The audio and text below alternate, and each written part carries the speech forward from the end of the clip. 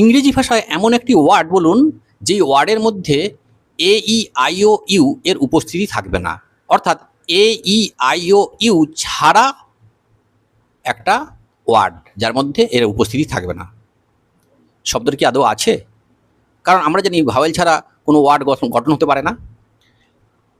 হ্যাঁ, শব্দটি আছে, কিন্তু দেখুন আপনি মনে করুন যে কোনো একটা শব্দ আপনার আশেপাশে যা কিছু মনে পড়ছে এই মুহূর্তে, যা কিছু দেখতে পাচ্ছেন, সবের মধ্যে দেখুন এই ও আই ও এর উপস্থিতি রয়েছে।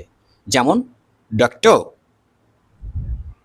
Teacher, father, table, Apple, chair, father, brother, যা কিছু সবের মধ্যে দেখুন এই আই ও এর উপস্থিতি রয়েছে। তাহলে শব্দটা কি? শব্দটা হচ্ছে রিদম বা rhythms. A E I O you এর কোনোটাই নেই। তাহলে শব্দটা তৈরি হলো কীভাবে? ভাওয়েল ছাড়া তো শব্দ তৈরি হয় না। দেখুন ওয়াই রয়েছে, ওয়াই হচ্ছে সেমি ভাওয়েল। এই ওয়াই সেমি ভাওয়েলই এই ওয়ার্ডটাকে তৈরি করতে সাহায্য করেছে। আপনাদের মধ্যে যাদের এই উত্তরটা জানা ছিল তারা কমেন্টে লিখুন ওয়াই, আর যাদের জানা ছিল না তারা কমেন্টে লিখুন এন।